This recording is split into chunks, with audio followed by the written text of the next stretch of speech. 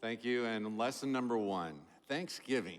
When somebody says thanks, do you like it? On the one hand, you want to say, no. It's hard to, when somebody's thanking you sincerely, isn't it hard to receive thanks? And you just want to say, no, just get past it. But on the other side, your heart's going, oh, that feels good. And so we have this divided heart of, come on, keep it coming. On the other hand, no. And it's weird. And what goes on if you don't receive thanks? When somebody thanks you and you reject it, you're actually hurting them. And we did this dance. Last night when he did this introduction, I was like, Drew, you don't need to do that. Come on, we're past that. Let me get up and talk. And isn't it a good thing to be able to express thanks and for somebody to receive it? And so thank you, and it's very heartwarming. I appreciate your kind words, and it's an honor to be here this weekend. So that's the first thing I thought as I was feeling all those emotions right there. I'm going to talk about it. It might be helpful to some of you to do a better job of receiving thanks when people thank you, because it actually blesses them. Isn't it weird? It blesses you, blesses them. Do better, all right? So that's it. Happy Thanksgiving. There are people here, those of you watching online, there are people here, they are masked up, they look scary, but they're here. Happy Thanksgiving. Happy Black Friday. Oh, wasn't that fun? It was different, but yet I read this morning in the paper that there was a record sales on Friday online by $1.5 billion. Let's see. Happy Thanksgiving, happy Black Friday. Oh, Merry Christmas. Yes, I'm just hitting them all. How many of you are fully decorated? Raise your hand if you're in the room. Raise your hand if you're online. We see you. All right. How many of you are going to start this weekend? All right, good. How many are going to do it December 24th? Procrastinators. All right.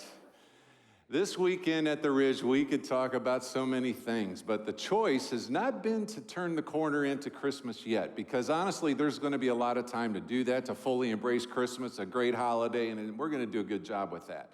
But this weekend, before we leave Thanksgiving, maybe there's something that we could just pause and reflect a little bit more, even just a few days ago, thinking through how did we do? And is there something we can do even ongoing that will help us to have grateful hearts? I'm going to assume that you guys did a great job on Thanksgiving, that you paused, you were thankful, that your heart was full, that it would turn out well. In spite of COVID, you figured out a way to do it. And I'm just going to assume that you did great. Now I want you to kind of examine today where you are. And let's say Thursday, you were how thankful, how full was your heart with gratitude? And how full is it today? And has it already started to leak? And why would it leak? One of the things I've learned about myself as I ask those questions is that gratitude, I have to do something to keep gratitude full in my heart, even though I think I'm one of the most grateful people of all time. Yes, I mean that. I think I'm a really grateful person. I'm an all-star. Great. I should be in the Hall of Fame of gratitude. How's that for arrogance? But I feel so grateful. But yet, when Thanksgiving comes around, I find myself being challenged about this gratitude thing. I mean, when we all enter Thanksgiving, there's the typical, okay, we're going to, like the traditional, okay, I need to be thankful. We'll get at it. And the day comes around and the 3 F's emerge. You know what those are. First one's food. On Thanksgiving, you're grateful for the food. Amen. Oh my goodness, good food. Number 2, you're thankful for football. And even though this year there were only 2 games because of COVID, but the Cowboys lost. Yes. And then, so food and football. And the third one is friends and family. And you're gathered, even though it was very different. You may have had to FaceTime people. There was maybe a limited group of folks, but we get together and then we list some things and we're just thankful generally, and that's a good thing. But is there something deeper? Is gratitude even more important to us than just that one day a year holiday that we do okay with thanking? Is there something more? I want to remind you, probably never told you, I just never forgotten this story. In our very first year as a church, way back when we met at the YMCA across from Meadows Mall, there was about 500 or 600 of us gathering on a weekend in that first year. And so 2 services, about 250 folks or so, and it was in the gym floor or the workout room floor that we set up chairs and all of that. And the leader from stage in that first Thanksgiving, about 10 months into our church, decided to just go, hey, you know, we're all here, we can hear, so just speak out from where you are. What are you thankful for this morning, this Thanksgiving season? So it's an invitation to express your thanks in front of 200 people. And it's like, oh, okay, what's going to happen? Well, the appropriate kinds of things were said in that kind of a gathering. Things like people spoke up and said, I'm grateful for my family, grateful for my marriage, and that happened when a wife elbowed her husband to speak. I'm grateful for answered prayer. Oh, that's good. And then things like, I'm grateful for freedom and for our country and for our military. I'm grateful for the first responders and Metro, and I'm grateful for the medical professionals. Grateful for my job, grateful for my health. And as I start going through those categories, all of you just go, oh yeah, oh yeah, oh yeah, oh yeah. That's all good and important and meaningful to be thankful for those things. But then came an unexpected answer, one I didn't see coming. And it came with a deep bass voice. Now, the reason I say that, because when I was in high school choir, I sang bass, and so I've noticed bass voices through my years. And this bass voice was distinctive, and it came from a friend that I knew his story. He was an African-American business guy. And he fought for his education, got an MBA. He was a part-time professor at UNLV. And he had been an owner of a McDonald's franchise or two, which was a barrier breaking thing. He was one of the first black owners to own a McDonald's franchise. His wife was a barrier breaker as well. She was one of the first black flight attendants for United Airlines. Just a delightful family, a great couple, and I knew his voice. And he spoke, and it just resounded and echoed in the gym. I'll never forget it. And this is what he was grateful for. I'm grateful for the hard times. Hush. Just like it got here and maybe in your living room. I'm grateful for the hard times. And all of us had to process that because it wasn't on the list, the normal kind of list of things we're thankful for. And as that resonated and the hush persisted, inside we're like going, really? Is that true? And then you started seeing the heads nod. It's true. There's something that happens in the hard times. That on the other side of the hard times, we're different and we have a chance to be better. You know it's right to be thankful. And the Bible even says this, it's good to be thankful in all things. 1 Thessalonians 5:18, be thankful in all circumstances. And sometimes when we say that, people go, that's crazy talk. How can you be thankful for the hard times, for the storm events of your life? And we need to clarify just quickly. We're not grateful for the dark, evil, violent sin that hurts people. Sin kills, steals, and destroys, and God hates that. As a matter of fact, it says in Romans 12:9, hate evil and cling to what is good. We're not grateful for that evil. But in the hard times, there's something to be thankful for. Wow. And there is life when we pause and are grateful. There's something about being grateful no matter what that is deeper. I call it a deep gratitude. When you're in a storm, you want me to be grateful? Yes, fight for it. Because there's something there. We don't want to dismiss or minimize anybody's pain or challenge or their storm. We don't want to just be trivial and say, don't worry, be happy. We're not going to say that. But what we are saying in each of us, instead of dismissing and deflecting our storm as a trivial thing, we are going to embrace, it's a big one. The storms that we have are real. But even in the storm, there's gratitude. Now, that isn't usually said in a typical Thanksgiving circle where you share your gratitude, what you're grateful for. But it is something that's true. This weekend, we have a privilege of hearing a story that's a true story of a longtime Canyon Ridge family and the storm after storm after storm that they encountered. And this is Dorian's story. Let's listen to their family story. My husband and I, Brad, welcomed our first child, Tyler. And then 3 years later, our second child, Mason, was born. And we had a happy little family. Very suddenly, we found out that our son, Tyler, was diagnosed with Duchenne muscular dystrophy. So we knew from early on that he would have a shortened life. What was this disease? Where was it going to take us? What was going to happen to Tyler?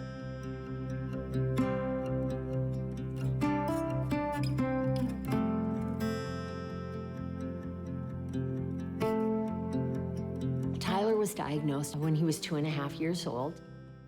We did feel hopeless for a short while, but then we decided that we needed to come together and not let this run our life. Tyler eventually had to be in a wheelchair, and so our lives changed constantly on trying to care for him. We were involved in every telethon, every, what they call the muscle walk. We gathered the largest team. We raised the most money. We did everything we could to help in the fight to save Tyler's life. As the kids got older, we thought things were going along fine, and Tyler started to become sicker and wind up in the hospital more often. I think that's the hardest, is when your child is hurting. So that probably broke our hearts the most. And he passed away in July of 2018. It was an extremely difficult time for our family. Tyler had, suffered in his life, and we were at peace knowing that he was whole again. So that's what brought us through that time. Throughout the last 2 years of Tyler's life, I had been diagnosed with breast cancer, and it had reoccurred, so it was a second diagnosis, so there was a lot of time of going through chemotherapy. Chose to have a double mastectomy so that I wouldn't have to face this again. So we finally thought we were in the clear and we were moving forward, and a third diagnosis of breast cancer came. This would be my third time going through chemotherapy, and this would also include radiation that I had never been through before. So there were a lot of factors that were very scary. We got through all of that and thought that we had reached the top of the mountain and had peaked and we were good to go. And then approximately a year later, I was diagnosed with AML, acute myeloid leukemia. So this started an entire year of literally trying to save my life. It's in the Lord's hands now. Love you. So leukemia probably brought the darkest of the days because I was so ill. Chemotherapy, through all the breast cancer, radiation, they were tough, they were kind of scary. It was nothing compared to leukemia. Tomorrow, day 1, the stem cells are going to be collected from my stem cell donor. And that's very exciting, and I'm going to be in prayer about that tomorrow for the young man who is doing the donating. And I'm still amazed that people are donors to complete strangers and willing to go through what it takes to save someone else's life. At first you're like, are you kidding me? Can we take on something else? You even get into the why us, why me? You can't stay there very long. I think we're used to celebrating the great joys, the birthdays, the anniversaries, the great joys of life, but when you're reduced to being able to do so little, you have to find the joy in the everyday. There is beauty even in loss. When I look at how heartbroken I am with the loss of Tyler, I realize that with deep pain, there was also deep love. I've walked through very tough times, walked through heartache, and yet I also know that those times in my life were small chunks and bits and pieces, but woven into all of the things that are hard and difficult and challenging are glorious things. The Lord did not promise that He would take us out of it, but He will take us through it. And I'm definitely living proof that He walks by our side and He guides us and He brings us through it. And there's nothing else that I could be more thankful for.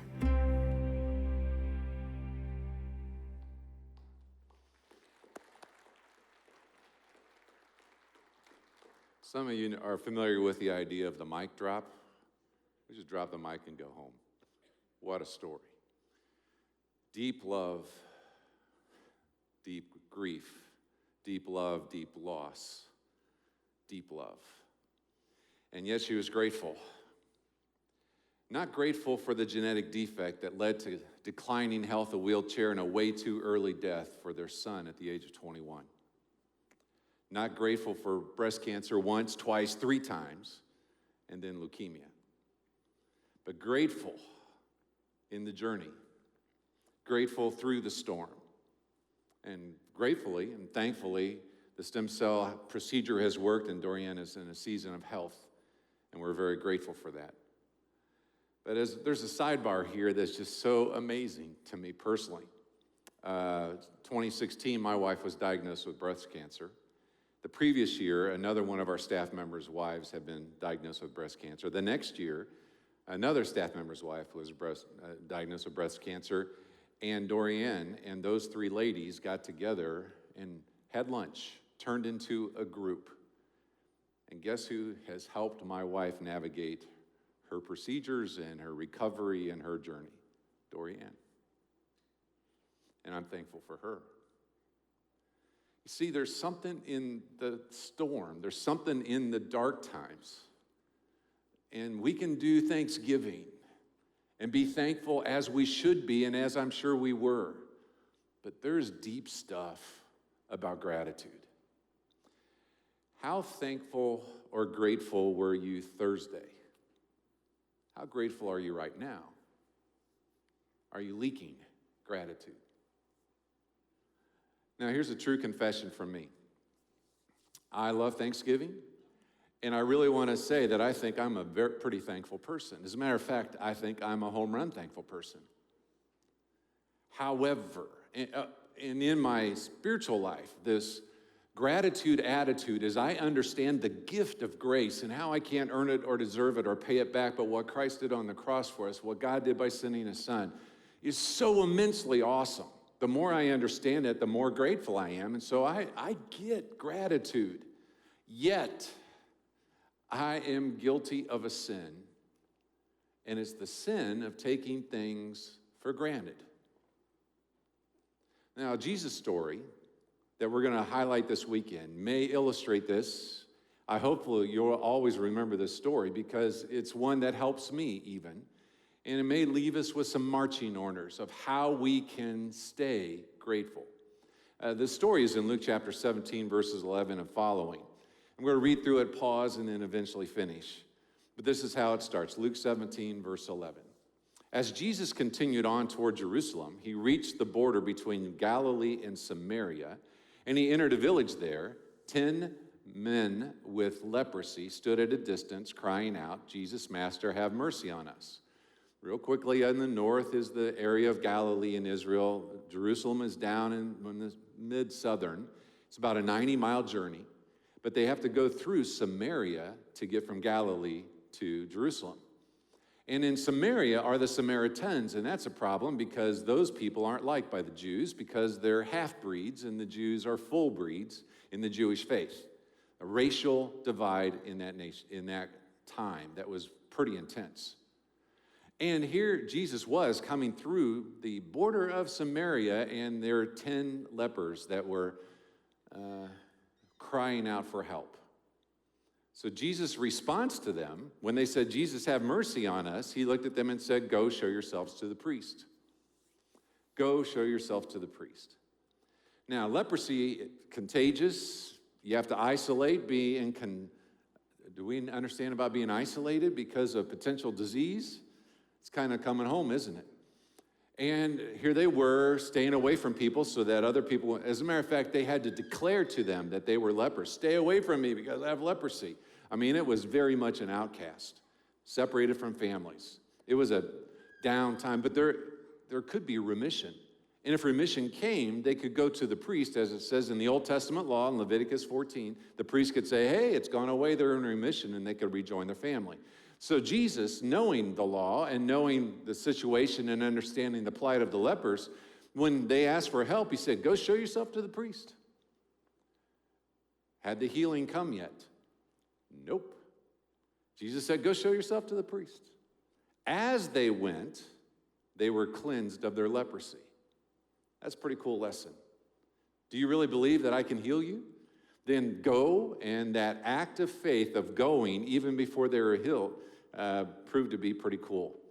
Now, when you want a Jesus story that's awesome, and he's doing a miracle, you're just sitting there going, "This is cool. This is something should be written down, should be included in one of the Gospels." Luke, good job telling us the story. Because they asked, they knew how to ask, they were humble, they were wise, they were obedient, they obeyed the law, they obeyed Jesus when he said go. End of story, right? Nope. Wait, there's more. And what we're going to take from this weekend is that part. Wait, there's more. Because the key point, the lesson is, one of them, when he saw that he was healed, came back to Jesus, shouting, "Praise God." He fell to the ground at Jesus' feet, thanking him for what he had done. And this man was a Samaritan. Luke taking the chance to make sure that one of them was the good guy in the story. Kind of his way of addressing the racial issue. But this Samaritan had leprosy, and he was a Samaritan, and wow, he came back and said thanks. Jesus asked, "Didn't I heal 10 men? Where are the other 9? And this is where I invite you into this story. Because guess what? This is where I'm in this story. There were 10. One said thanks. Only one. I am one of the 9. Has no one returned to give you glory except this foreigner? And Jesus said to the man, "Stand up and go, your faith has helped you." You heard the phrase, "take things for granted"? That's what my sin is. I drift away from gratitude into taking things for granted. And there's a cycle to me. And then I have to get out of the taking things for granted in some way, because I can be very thankful when I'm focused on it, but when I'm not focused on it, I drift into taking things for granted. Now, a long, long time ago, there was a songwriter, you may have heard of her, named Joni Mitchell. Way back in 1970, for your kids, you can Google who she was, but she wrote a song called "Big Yellow Taxi." And those of you in my age group, you know the real music that used to exist in our world came from our era.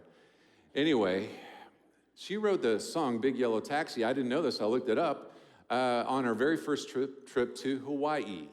And she flew into Hawaii, got a taxi, took the taxi to the hotel, got in her hotel room, looked out, and she saw paradise. But then the closer she got to the hotel, she saw a big parking lot. Don't it always seem to go that you don't know what you got till it's gone? Pave paradise, put up a parking lot. Remember that song? Pave paradise, put up a parking lot. Don't always seem to go that you don't know what you got till it's gone. There's a famous quote that I've heard and I researched and I found out that it's hard to find who really said it. Maybe it was a 13th century Persian poet. Maybe it was Gandhi or Helen Keller, or some people just say unknown, but this is the quote. I cried because I had no shoes until I met a man that had no feet. We take things for granted. We have a perspective that we're looking at the wrong thing sometimes. And we expect and feel entitled and comfortable. And so the question is, how do we become thankful? How do we stay thankful? And why would we want to? Because gratitude is so good for us. It gives us life. If we're going to be life bringers, our heart needs to be full of life so we can bring life to others. And gratitude is part of the life coming in idea. You see, gratitude creates connection. Gratitude creates connection. Well, what do you mean? Well, when I'm grateful for you, I feel warm toward you. I can be upset or frustrated, but when I stop and think what I'm thankful for you, my heart warms toward you, and vice versa. Gratitude starts to create connection. I can be frustrated with God that he's not answering my prayer, or that there's something going on that I expect that he's not doing, but when I pause and I'm grateful to God, my heart is warm toward him in his direction. You see, gratitude creates connection. Gratitude creates joy. What do you mean? Well, in us and others, because when I'm grateful when I focus on what I have, I'm enjoying what I have rather than focusing on what I don't have. There's a joy that happens in me, and when I am enjoying something that somebody gave me to enjoy, then they have a joy, and it's in me and in others. And at the very least, when I am joyful, other people say, "Why are you so joyful?" And just maybe it's because of gratitude. See, gratitude creates joy in us and in others. But here's the home run that I want you to take home today. Gratitude is a practice. Gratitude is a practice. We don't just wander into gratitude. We easily more wander into discontent or a sense of lack or comparison or any other number of gratitude killers or joy killers. We tend to drift into that way too easy. I mean, the commercials that are going to come at you this Christmas season are all going to try to cause you to be ungrateful for what you have because you need this. Our daughter Kristen hosted Thanksgiving last year at her home, and there was room at her table on Thanksgiving Day for another family to be there. And there was a military family that she had become friends with, the wife and the kids. They met in a park, and they struck a great friendship. And the military family was a pilot from Britain that was deployed here at Nellis. And so they were encountering American culture for a year or two that they were here. Became really good friends. And so Thanksgiving rolled around, and this is kind of fun to say, I don't think the British are thankful, because I don't think they have Thanksgiving. Anyway, they were unfamiliar with our practices, so Kristen invited her, said, "Come to our place, we're going to do the whole thing, the whole deal, turkey and all that." And so they came, and they were delightful. However, Kristen warned her that we have this practice at our Thanksgiving meal where we, after the main meal, before dessert, we go 3 times around the table and say something we're thankful for. All skate, the little kids do it, the adults do it, everybody has to do it. And that's just what we do. Are you okay with that? Yeah, I'm okay with that. So they came, and so it was their first time participating. And yes, tears flowed. Why? Because this mother from Britain watched and listened to her children say gratitude for 3 things she didn't see coming. And it was so tender, and it moved her, and plus her husband. And it was just a very cool, warm-hearted Thanksgiving moment. Yay. Well, this year, her friend's back in Britain. Kristen looks at her texts on Thanksgiving Day, and guess what? She got a text from her friend. It starts out with, "Hey, we had this year, we had food, we did this," and all the way, "Here's my 3 things." And then she sends the 3 things she's grateful for. And why did she do that? Because it was good for her heart. And because the previous year, it was the practice of a gathering of folks to do that. We didn't slide into it. We didn't just accidentally discover it. It was intentional. There's something about a practice that is intentional, that creates space for that kind of good stuff to happen. When I was invited by Drew to speak this weekend, I was having breakfast with very socially distanced and all that correctly, with a buddy and who's a Ridger. And I said, hey, I'm going to speak this weekend. What should I speak on? He goes, oh, that's easy. How to be grateful. Just like that. How to be grateful. And I'm like, that's an interesting way to put the topic. Because gratitude is the topic. We kind of all expect that in Thanksgiving. It's the standard deal. But how to be grateful, boy, that's a lesson that I'm still learning because I leak. And maybe you're learning that too, that we all tend to drift into the sin of taking things for granted. And then he said something that I paraphrased and condensed down. Everyone is headed into a crisis. Everyone is in a crisis, or everyone is leaving a crisis. And gratitude's helpful if not needed in each phase. It's something you have to choose. Now, I just want to encourage you by saying, hey, everyone's headed into a crisis. Have a good day. Everyone's in a crisis. Sorry. Everyone's leaving a crisis. Finally, but guess what? Everyone's headed into a crisis. And that cycle can sound and be very depressing.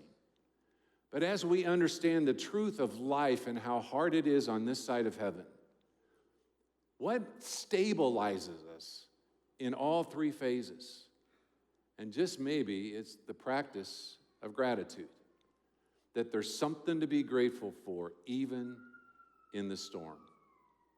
See, gratitude is a practice. How full was your cup on Thursday, on Thanksgiving Day? How full is your cup now of gratitude? I had a chance to connect with another group of guys, and I told them I was speaking this weekend. I just asked the question, what helps you guys stay grateful? One guy spoke up and said, every morning I read this daily devotion, just one page, it's a short thing, but it brings me back, reminds me. Another guy spoke up, so I read my Bible and pray a little bit every day, and that seems to center me. Another person said, it's when I attend church once a week and communion comes around, and I look at the elements and I go, thank you. It brings me back to gratitude. I don't know what your practice is, and this isn't a chance for us to say, there's only one practice, or only 3 practices, or only 5. This is a challenge for you to find yours. Whatever works for you, for your heart to stay in a position where it will return to gratitude. And if it needs to be a daily thing for your gratitude heart to be full, then find a daily practice. It's good for your heart. It's good for your soul to be grateful. It gives you life. You see, gratitude connects you to God and to others. Gratitude helps you not take things for granted. And it's an intentional practice. Whatever works for you, commit to gratitude. And this is what I hope happens. Instead of us agreeing that we're the sinners that forgot to come back and say thanks, we want to be the one. I always want to be grateful. And may we be in a group that is grateful together. Let's pray. God, this Jesus story challenges me. And it points out exactly the problem with my heart. That I can be really, really grateful and full of gratitude. And then I find that it seems to leak, that I tend to start taking things for granted and expecting, and just expecting. God, forgive me for that. And forgive all of us that find that to be true. And I pray that this Thanksgiving season, that we'll be launched into a Christmas season and a new year, that we will have a practice. We will commit to practices so that our gratitude will be full. God, we thank you for all you've done. And we, as your humble kids, we just say thanks. In Jesus' name, amen.